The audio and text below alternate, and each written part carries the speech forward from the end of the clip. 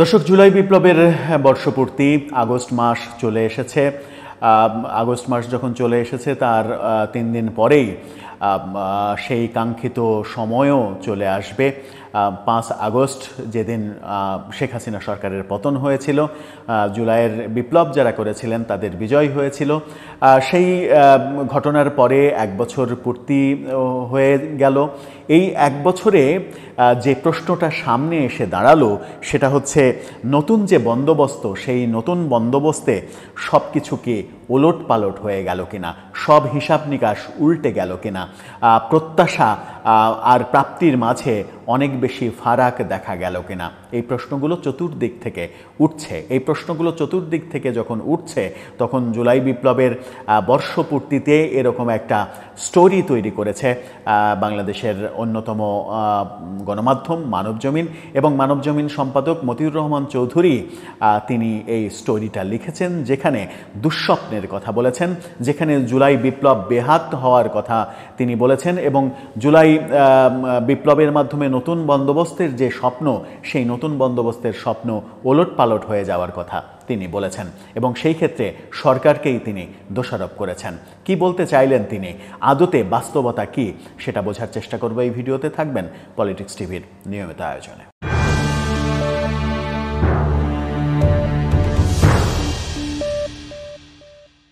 দর্শক, পলিটিক্স টিভির নিয়মিত ভিডিওগুলো স্পন্সর করছে প্রজাপতি.টিভি, নতুন ওটিটি প্ল্যাটফর্ম।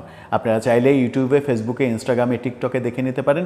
ডেসক্রিপশন বক্সে লিঙ্ক দেওয়া থাকবে, সেখান থেকেও আপনারা দেখে নিতে পারেন প্রজাপতির কার্যক্রম। চলে যাচ্ছি মূল ভিডিওতে। বলছিলাম, জুলাই বন্দোবস্তে সব কিছু ওলট পালট হয়ে গেল, সব প্রত্যাশা ধোঁয়াশায় রূপান্তরিত হলো কিনা সেই প্রশ্ন উঠেছে, এবং সেই প্রশ্ন তুলেছেন এবার মানবজমিন সম্পাদক মতিউর রহমান চৌধুরী। তিনি মানবজমিনে শিরোনাম করেছেন, নতুন বন্দোবস্তে সব কিছু কি ওলট পালট হয়ে গেল। শিরোনামটা আপনারা দেখে নিতে পারেন। সেখানেই তিনি বলছেন, আগে জানতাম বিরোধীরা মতলববাজ, গুজব ছড়ায়, আতঙ্ক তৈরি করে, এখন দেখছি সরকারও তাই করে। খুবই মারাত্মক একটা অভিযোগ। সাধারণত কি হয় যে বিরোধী দল, বিরোধীরা মতলববাজ হয়, বিভিন্ন গুজব তৈরি করে, বিভিন্ন আতঙ্ক তৈরি করে, সমাজে বিশৃঙ্খল পরিবেশ তৈরি হোক সেরকমটা চায়, কিন্তু এখন তিনি সরকারের মধ্যেই সেটা দেখছেন। তিনি বলছেন যে সৃষ্টি করে ভীতির মাঝে যাটা কি, নতুন বন্দোবস্তে কি সব কিছু ওলট পালট হয়ে গেল, অর্থাৎ আগে বিরোধী দল যা করতো এখন কি তাই সেটা সরকার করছে। কি হতে যাচ্ছে এই সপ্তাহে? বাজারে অনেক কথাই চাওর হয়ে আছে। ওয়েব দুনিয়ায় চাঞ্চল্যকর সব খবরাখবর। কেউ বলছেন পতিত শক্তি ফিরে আসার নানান ফন্দি ফিকির করছে, তারা নাকি 5 আগস্টের আগেই সব কিছু ওলটপালট করে দেবে, যদিও বাস্তবে তার কোনো ভিত্তি নেই। যে কথা আমরা আমাদের ভিডিওতে বারবার বলেছি যে সেরকম রাজনৈতিক সক্ষমতা এখনও আওয়ামী লীগ তৈরি করতে পারেনি যে তারা এই 5 তারিখের মধ্যে ফিরে আসবে, একটা ওলটপালট অবস্থা তৈরি হবে। কিন্তু সেই ভীতিটা ছড়িয়ে দেওয়া হচ্ছে, সেই ভীতিটা সরকার থেকেও ছড়িয়ে দেওয়া হচ্ছে, তেমন কথাই মতিউর রহমান চৌধুরী বলেছেন। একজন মেজরের ছক ফাঁস হয়ে যাওয়ার পর অনেকেই অঙ্ক মেলাচ্ছেন নানাভাবে। হাসিনার মসনদ কি ফিরে পাওয়া এত সহজ? ক্ষমতা হারানোর দিনে ক্ষমতা ফিরে পাওয়ার ইতিহাস পৃথিবীতে নেই বললেই চলে, তেমনটাই বলছেন। বাংলাদেশেও 21 বছর লড়াই করে আওয়ামী লীগ ক্ষমতা ফিরে পেয়েছিল, কিন্তু সেটা ষড়যন্ত্র করে নয়, নির্বাচনের মাধ্যমে। তখনকার প্রেক্ষাপট ছিল ভিন্ন, কিন্তু এখন একদিকে মানুষ হত্যা, অন্যদিকে দুর্নীতির কলঙ্ক শেখ হাসিনার রাজনৈতিক ভবিষ্যৎ অনিশ্চিত করে তুলেছে। এই দুটো তার পিছু ছাড়বে না বলেও তিনি মনে করেন। অভ্যুত্থানের শক্তিগুলোর মধ্যে নানা বিষয়ে অনৈক্য তৈরি হয়েছে। যখনই সংকট সৃষ্টি হয় তখনই প্রফেসর ইউনূস পতিত সরকারের ফিরে আসার ভয় দেখান, এরপর সবাই চুপ হয়ে যায়। অর্থাৎ সংকট তৈরি হলেই তিনি পতিত সরকারের ফিরে আসার এক ধরনের ভয় তৈরি করেন, সেই ভয়টা সরকার থেকেই ছড়িয়ে দেওয়া হয়। অতি সম্প্রতিও তাই দেখা গেল। তাহলে এমন কি ঘটল? অনেকেই বলছেন দৃষ্টি অন্যদিকে ঘুরিয়ে দেওয়ার জন্য এটা একটা পুরনো কৌশল, অর্থাৎ সেই কৌশলটা সরকার থেকেই নেওয়া হচ্ছে।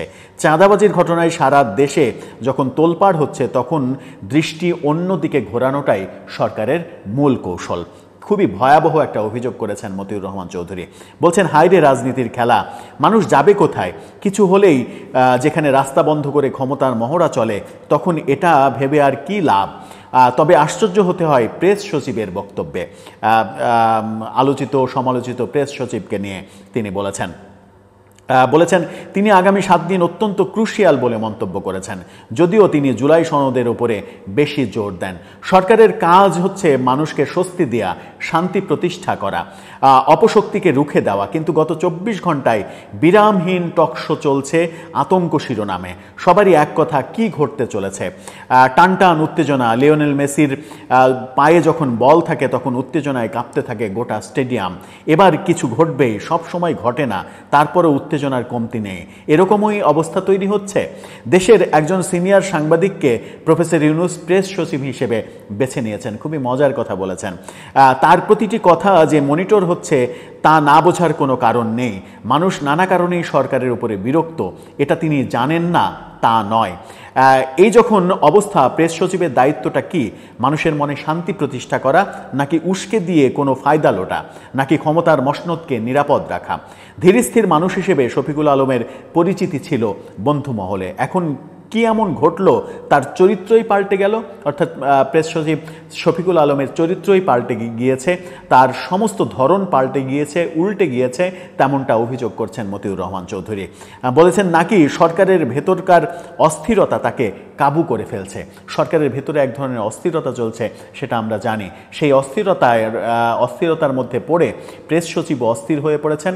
বিভিন্ন সময়ে বিভিন্ন টালমাটাল কথা বলেন এবং সরকারের মধ্যে যদি সব থেকে সমালোচিত 2-1 জনকে খুঁজতে হয় তাহলে প্রেস সচিবকে খুঁজে পাওয়া যাবে, এমনটা আলোচনা চতুর্দিকে শোনা যায়। তারপরে তিনি বলছেন, হাসিনা শাসন তো শুধু রাজপথের আন্দোলনে ফুঁ হয়ে যায়নি, পর্দার আড়ালের নানা কৌশলের কাছে তাকে হার মানতে হয়েছে। খুবই গুরুত্বপূর্ণ তথ্য এখানে তিনি দিয়েছেন যে শেখ হাসিনার যে পতন হয়েছে, সেই পতন শুধু কি রাজনৈতিক রাজপথের আন্দোলনে পতন হয়েছে? কোনোভাবেই সম্ভব নয় শুধুমাত্র রাজপথের আন্দোলনে পতন হওয়া। বহু মেকানিজম পেছনে কাজ করেছে, বহু সম্পর্ক, সুসম্পর্ক, কুসম্পর্ক, বহু সম্পর্ক ঝালাই করা, বহু প্ল্যানিং, যেটাকে প্রফেসর ইউনূস মেটিকুলাস ডিজাইন বলেছেন। পেছনে তো একটা ডিজাইন ছিল, সেটা সেখানে দেশি বিদেশি নানা রকমের ইন্ধন থাকতেই পারে, সেটাকে অস্বীকার করার কোনো উপায় নেই। 1 বছর পর অনেক কথাই শোনা যাচ্ছে, এখন পুরোপুরি জানা যাবে না। পুরনো দলিল ঘেটে হয়তো একদিন আসল সত্যিটা বের করে আনা সম্ভব হবে, এমন কথাও মতিউর রহমান চৌধুরী বলেছেন। অর্থাৎ শেখ হাসিনার পতন শুধুমাত্র রাজপথের লড়াইয়ে যে হয়নি, সেটাকেই তিনি বলছেন যে 1 বছরের মাথাতেই ঠিক হয়তো সব হিসাব নিকাশ মেলানো যাবে না, কিংবা সব সত্য বের হয়ে আসবে না, সময় লাগবে। ইতিহাস একদিন নিশ্চিত করেই সাক্ষ্য দেবে যে এই পতনের পেছনে কি কি ঘটনা ছিল, কোন কোন ঘটনা ভূমিকা পালন করেছে। সেই ঘটনার মধ্যে দেশের অভ্যন্তরের ব্যাপার ছিল শুধু, নাকি বিদেশি শক্তিগুলোর ব্যাপারও ছিল এর সঙ্গে জড়িত, সেই ব্যাপারগুলো ইতিহাস হয়তো একদিন সাক্ষ্য দেবে। কিন্তু বাস্তবতা হচ্ছে, তিনি যেটা বোঝাতে চেষ্টা করেছেন সেটা হচ্ছে যে যেভাবে সরকার পর্যায় থেকে অস্থিরতা ছড়ানো হচ্ছে এবং প্রেস সচিব নিজে অস্থিরতা ছড়াচ্ছেন, প্রফেসর ইউনূস প্রধান উপদেষ্টা তিনি নিজে আতঙ্কিত হচ্ছেন, অস্থিরতা ছড়াচ্ছেন, কিছু হলেই বলছেন পতিত শক্তি ফিরে আসছে।